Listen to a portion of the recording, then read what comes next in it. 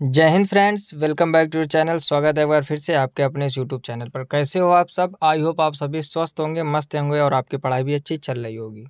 जैसा कि आप लोगों ने थंबनेल में देखा कि ये पार्ट 3 है SSC MTS previous year question 2019 का। 2 पार्ट में 40 नंबर तक क्वेश्चन कवर कर चुके हैं। अब यहाँ से देखते हैं 41 नंबर क्वेश्चन क्या लिखा हुआ है। लिखा हुआ है, भारत में वास्तुकला की 4 भाग शैली किसने प्रारंभ की थी। यानी जो भारत में वास्तुकला 4 भाग या वास्तुकला की 4 भाग शैली किसने प्रारंभ की थी। देखते हैं इसके ऑप्शन। पहला ऑप्शन लिखा है मराठों ने, फिर लिखा है राजपूतों ने, फिर लिखा है मौर्यों ने और फिर लिखा है मुगलों ने। तो इसका ऑप्शन डी सही हो जाएगा। यानी भारत में वास्तुकला 4 भाग शैली किसने प्रारंभ की थी, वो की थी मुगलों ने। नेक्स्ट क्वेश्चन देखिए 42 नंबर। लिखा हुआ है, निम्नलिखित में से किस किसान विद्रोह में सरदार वल्लभ भाई पटेल ने भाग लिया था। क्वेश्चन क्या है, निम्नलिखित में से किस किसान विद्रोह में सरदार वल्लभ भाई पटेल ने भाग लिया था। देखते हैं। पहला ऑप्शन लिखा है किसान सभा, फिर लिखा है बारदोली सत्याग्रह, फिर लिखा है एका आंदोलन और फिर लिखा है तेभागा आंदोलन। तो इसका ऑप्शन बी सही हो जाएगा, यानी बारदोली सत्याग्रह। यानी किसान विद्रोह में सरदार वल्लभ भाई पटेल ने बारदोली सत्याग्रह में भाग लिया था। नेक्स्ट क्वेश्चन देखिए 43 नंबर। लिखा हुआ है, जलियांवाला बाग नृशंसता या हत्याकांड के खिलाफ किसने अपनी नाइटहुड उपाधि को त्याग दिया था। यानी जो जलियांवाला बाग हत्याकांड हुआ था आपका 1919 में, ये भी ध्यान रखना है। जलियांवाला बाग हत्याकांड कब हुआ था?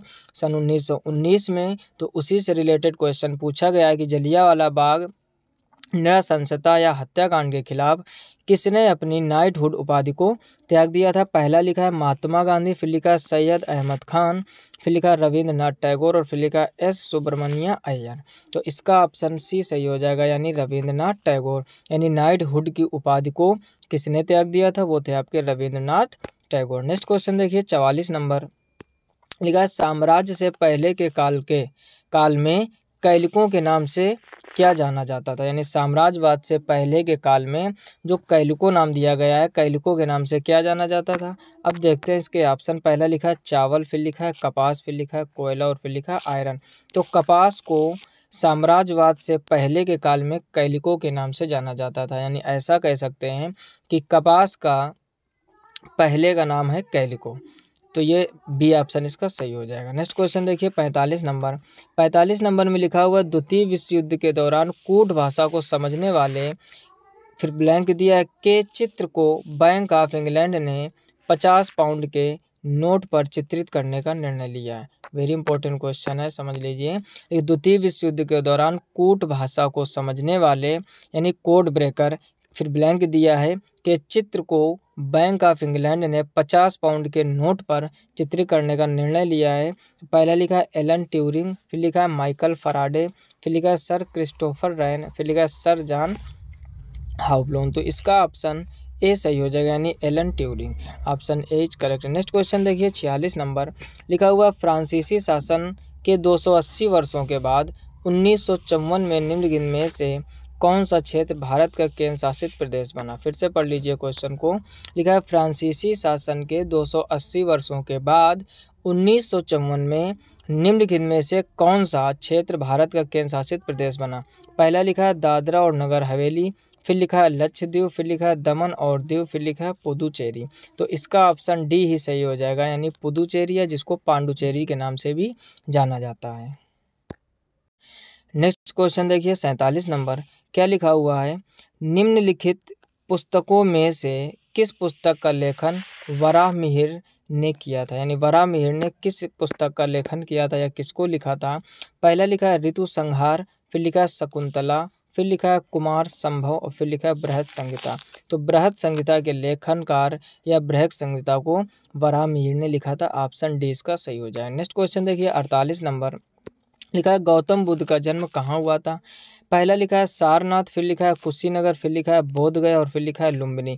तो गौतम बुद्ध का जन्म कहाँ हुआ था, वो हुआ था आपका लुम्बिनी में। इस टाइप के क्वेश्चन की जानकारी के लिए आप हमारे चैनल की कम्युनिटी में जाइए। कम्युनिटी में इस टाइप के क्वेश्चन 1 या 2 क्वेश्चन हम डेली शेयर करते हैं। वहाँ पर आप अपने नॉलेज की जाँच कीजिए। यदि आपको सही पता है तो सही पर टिक कीजिए और गलत पता है तो फिर भी आपको वहाँ पर सही ऑप्शन मिलेगा और उसका एक्सप्लेनेशन भी नीचे मिलेगा। आई होप आप बात को समझ गए होंगे। तो कम्युनिटी में जाकर सभी प्रश्नों का उत्तर देकर उसका आनंद लीजिए और सही गलत की पहचान कीजिए। फिलहाल में क्वेश्चन है, गौतम बुद्ध का जन्म कहाँ हुआ था? तो वो हुआ था आपका लुम्बिनी में। ऑप्शन डी इसका सही हो जाएगा। नेक्स्ट क्वेश्चन देखिए 49 नंबर। लिखा हुआ है, जयपुर में स्थित हवा महल का निर्माण किसने करवाया था? पहला लिखा है रावल जयसर, फिर लिखा है रावल रतनकर। तो आपकी जानकारी के लिए बता दें कि इस जयपुर में स्थित हवा महल का निर्माण सवाई प्रताप सिंह ने करवाया था। किसने करवाया था? सवाई प्रताप सिंह। ठीक, क्योंकि इसके दो ऑप्शन नेक्स्ट स्लाइड में होंगे। फिलहाल में आप आंसर समझ लीजिए। जयपुर में स्थित हवा महल का निर्माण किसने करवाया था? तो सवाई प्रताप सिंह ने करवाया था। चलिए देखते हैं नेक्स्ट स्लाइड में। तो शेष दो ऑप्शन लिखा है चित्रांगद मौर्य और फिर लिखा सवाई प्रताप सिंह। तो ऑप्शन डी इसका सही हो जाएगा। यानी जयपुर में हवा महल का निर्माण किसने करवाया? सवाई प्रताप सिंह ने। क्वेश्चन देखिए 50 नंबर। लिखा हुआ निम्नलिखित में से कौन सा धर्म भारत में उत्पन्न नहीं हुआ? यानी ऐसा कौन सा धर्म है जिसका उत्पन्न भारत में नहीं हुआ? लिखा है जैन धर्म, फिर लिखा है पारसी धर्म, फिर लिखा है सिख धर्म, फिर लिखा है बौद्ध धर्म। तो सब लोग जानते हो, आसान क्वेश्चन है। पारसी धर्म का उत्पन्न भारत में नहीं हुआ है। जैन धर्म भी भारत में, सिख धर्म यानी पंजाबी, और बौद्ध धर्म यानी महात्मा बुद्ध या गौतम बुद्ध के नाम से जिनको जानते हैं। तो निम्नलिखित में से कह रहा है कौन सा धर्म भारत में उत्पन्न नहीं हुआ है? वो है आपका पारसी धर्म। ऑप्शन बी इसका सही हो जाएगा। नेक्स्ट क्वेश्चन देखिए 51 नंबर। शल्य चिकित्सा के जनक के रूप में किसे जाना जाता है? पहला लिखा पतंजलि, फिर लिखा चरक, फिर लिखा है हिप्पोक्रेट्स, फिर लिखा है सुश्रुत। तो ऑप्शन डी इसका सही हो जाएगा। यानी शल्य चिकित्सा, ध्यान दीजिए जरा, शल्य चिकित्सा के जनक के रूप में यानी फादर ऑफ, यानी आप कह सकते हैं शल्य चिकित्सा के जनक या फादर, या शल्य चिकित्सा के जनक के रूप में किसे जाना जाता? तो वो है ऑप्शन डी इसका, यानी सुश्रुत।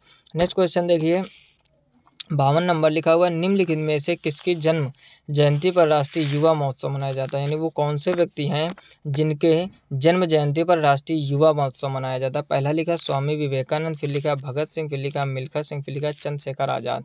तो ऑप्शन ए इसका सही हो जाएगा, यानी स्वामी विवेकानंद। यानी स्वामी विवेकानंद की जयंती पर या जन्म जयंती पर पूरे देश में राष्ट्रीय युवा दिवस मनाया जाता है। नेक्स्ट क्वेश्चन देखिए 53 नंबर। लिखा है बिहार में 1857 के विद्रोह के आयोजक या संयोजक कौन थे? पहला लिखा है नाना साहिब, फिर लिखा है कुंवर सिंह, फिर लिखा है मौलवी अहमदुल्ला, और फिर लिखा है बहादुर शाह। तो ऑप्शन इसका बी सही हो जाएगा, यानी कुंवर सिंह। फिर से पढ़ लीजिए, अच्छा क्वेश्चन है, इंपॉर्टेंट क्वेश्चन है, कई बार एसएससी के एग्जाम में बन चुका है। यानी बिहार में 1857 के विद्रोह के आयोजक या संयोजक कौन थे? वो थे आपके कुंवर सिंह। नेक्स्ट क्वेश्चन देखिए 54 नंबर। लिखा हुआ है 1000 ईस्वी में अपने पहले हमले में महमूद गजनी किस भारतीय शासक से हार गए थे? यानी 1000 ईस्वी की बात है, पहले हमले में महमूद गजनी किस भारतीय शासक से हार गए थे? पहला लिखा है आनंदपाल, फिर लिखा चंद्रपाल, फिर लिखा सुखपाल, फिर लिखा जयपाल।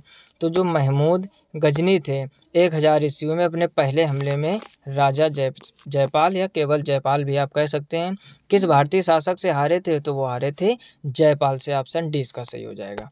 नेक्स्ट क्वेश्चन देखिए 55 नंबर। लिखा हुआ निम्नलिखित में से कौन सा ज्योतिर्लिंग महाराष्ट्र में स्थित है? यानी ज्योतिर्लिंग का मतलब समझो पूरे भारत में भगवान शंकर के 12 ज्योतिर्लिंग है। ज्योतिर्लिंग का मतलब ये मान्यता है कि जहाँ भगवान शंकर स्वयं प्रकट हुए थे और वहाँ पूजा अर्चना चालू हुई, तो उनको हम लोग मानते हैं 12 ज्योतिर्लिंग। कितने हैं पूरे भारत में? 12 ज्योतिर्लिंग। जिनमें से कह रहा महाराष्ट्र में कौन सा? पहला ऑप्शन लिखा है महाकालेश्वर, फिर लिखा है मल्लिकार्जुन, फिर लिखा है वैद्यनाथ, फिर लिखा है घृष्णेश्वर। तो ऑप्शन डी इसका सही हो जाएगा, यानी घृष्णेश्वर। यानी जो घृष्णेश्वर महाकाल का मंदिर है या ज्योतिर्लिंग है वो कहाँ स्थित है? महाराष्ट्र में। Option D is correct. Next question देखिए 56 नंबर। लिखा हुआ नवपाषाण स्थल दौजली हैंडिंग कहाँ स्थित है? पहला लिखा कर्नाटक, फिर लिखा असम, फिर लिखा जम्मू और कश्मीर, फिर लिखा मेघालय। तो ऑप्शन बी इसका सही हो जाएगा, यानी असम। यानी नवपाषाण स्थल दौजली हैंडिंग कहाँ स्थित है? वो स्थित है आपका असम में। नेक्स्ट क्वेश्चन देखिए 57 नंबर। लिखा हुआ गुजरात के सोमनाथ मंदिर पर किसने हमला किया था? वेरी इंपॉर्टेंट क्वेश्चन, एसएससी का कह सकते हैं फेवरेट क्वेश्चन, कि गुजरात के सोमनाथ मंदिर पर किसने हमला किया? पहला लिखा है महमूद गजनी, फिर लिखा है अहमद शाह दुर्रानी, फिर लिखा है इब्राहिम लोदी, फिर लिखा है जलाउद्दीन खिलजी। तो किसने किया था? महमूद गजनी ने। तो ये आसान सा क्वेश्चन है और कई बार एसएससी के एग्जाम में बन चुका है कि गुजरात के सोमनाथ मंदिर पर किसने आक्रमण किया था या किसने हमला किया था? महमूद गजनवी ने। नेक्स्ट क्वेश्चन देखिए 58 नंबर। लिखा हुआ गढ़कटंगा निम्नलिखित में से किस जनजाति का साम्राज्य था? गढ़कटंगा निम्नलिखित में से किस जनजाति का साम्राज्य था? पहला लिखा है भील, फिर लिखा है कालिस, फिर लिखा है गोंड और फिर लिखा है बैगा। तो इसका ऑप्शन सी सही हो जाएगा, यानी Gond. Option C is correct. Next question देखिए 59 नंबर लिखा हुआ आनंद मठ पुस्तक का लेखक किसने किया था, या लेखनकार किसने किया था, या किसने लिखा था? पहला लिखा है दादा भाई नौरोजी, फिर लिखा है एनी बेसेंट, फिर लिखा है बंकिम चंद्र चट्टोपाध्याय और फिर लिखा अटल बिहारी वाजपेयी। तो आनंद मठ के लेखक हैं आपके कौन? बंकिम चंद्र चट्टोपाध्याय। ऑप्शन सी इसका सही हो जाएगा। नेक्स्ट क्वेश्चन देखिए 60 नंबर लिखा हुआ खुर्दा विद्रोह किस वर्ष में हुआ था? पहला लिखा 1822, नहीं होगा। फिर लिखा 1917, यह भी नहीं होगा। खुर्दा विद्रोह किस वर्ष में हुआ था? नेक्स्ट ऑप्शन अगले 2 स्लाइड में होंगे। अगले 2 ऑप्शन 1875, ये भी नहीं होगा। 1817 बिल्कुल सही। यानी जो खुर्दा विद्रोह था वो आपका कब हुआ था? वो हुआ था सन 1817 ईस्वी में। तो ये क्वेश्चन फटाफट से हम लोगों ने 20 क्वेश्चन कवर किए हैं पार्ट 3 में। यदि इसके पहले के आपने लेक्चर नहीं देखे हैं तो प्लेलिस्ट में जाकर 2 लेक्चर यानी 40 क्वेश्चन जरूर कवर कीजिए। यदि चैनल पर पहली बार आए हो तो चैनल को सब्सक्राइब करके नोटिफिकेशन बेल को ऑल पर जरूर सेलेक्ट कर लीजिए, जिससे मैं कोई भी नया वीडियो अपलोड करूं तो आपको तुरंत नोटिफिकेशन मिल जाए। मिलते हैं नेक्स्ट वीडियो में, तब तक अपना ख्याल रखिए, अच्छे से पढ़ाई करते रहिए और शेयरिंग रुकनी नहीं चाहिए। अगर वीडियो को अभी तक लाइक नहीं किया तो लाइक कर दीजिए और दोस्तों में ज़रूर से ज़रूर शेयर कीजिए।